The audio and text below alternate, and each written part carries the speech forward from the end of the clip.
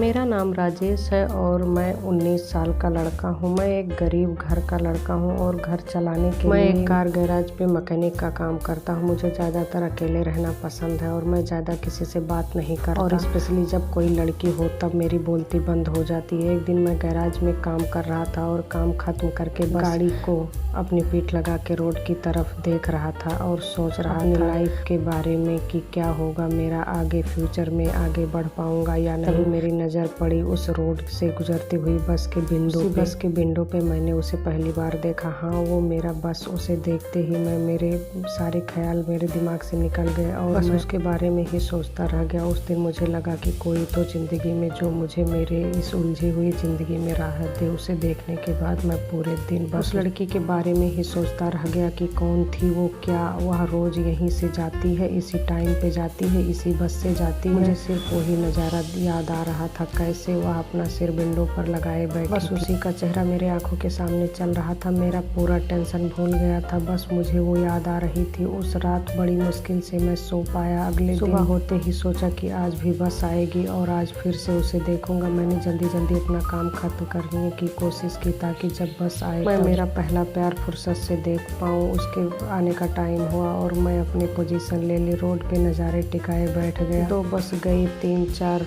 गई, लेकिन किसी भी बस में मुझे वो नहीं दिखी। फिर से निराश होकर अपने काम पे लग गया और सोचा कि शायद मेरे नसीब में ही नहीं। गैराज पे लोगों से बातें करते करते पता चला कि आज कोई त्योहार है। सुनते हैं बहुत खुश। ये सोच के कि शायद आज त्योहार है इसलिए उसे कॉलेज में छुट्टी होगी, तभी मुझे बस में आज नहीं दिखी और मैं फिर से खुश होकर दूसरे दिन के इंतजार में लग गया। दूसरे दिन फाइनली 2-3 बस जाने के बाद चौथे बस में मुझे वो दिख गई और उसने भी मुझे देखा। पहले तो बहुत डर गया कि उसने मुझे देखा उसे देखते वक्त, लेकिन सोचा कि पता लगने दो, तभी तो वो मेरे बारे में सोचेगी। अब तो मेरा ये हाल था कि मुझे बस वो नज़र आ रही थी हर जगह। हर एक के चेहरे पे मुझे उसका ही प्यारा और खूबसूरत चेहरा नज़र आ रहा था। दूसरे दिन जैसे ही उसकी बस गई मैं तुरंत गाड़ी लेके उसके पीछे गया। लिफ्ट देने के बहाने से बात कर लूँगा सोचा तो बहुत ईजी लगा, लेकिन जब उसके पास गया तो मेरी सांसें एकदम तेज हो गई। अपनी पूरी लाइफ में मैं इतना नहीं डरा जितना उस दिन डर लग रहा था। बात तो नहीं कर पाया और ये सोच के अपने ऊपर गुस्सा आ रहा था।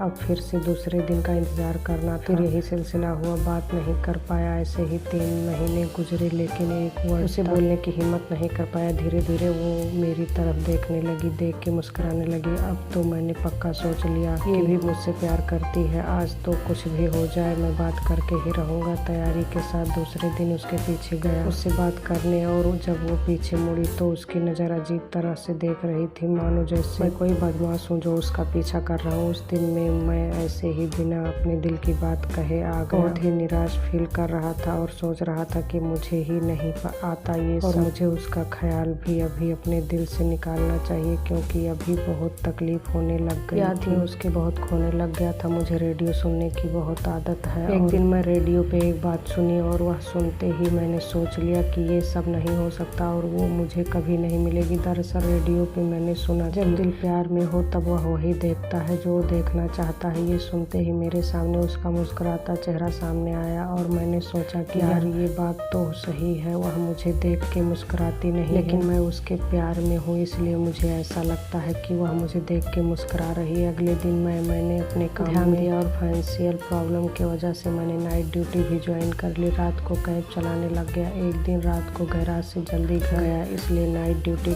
को भी खाना वाना खा के निकला तो मैंने उसे रात को फिर से उसे देखा किसी और लड़के के साथ बात करते हुए जो उसका बॉयफ्रेंड था। वो नज़ारा देख के फिर से मैं उदास हो गया।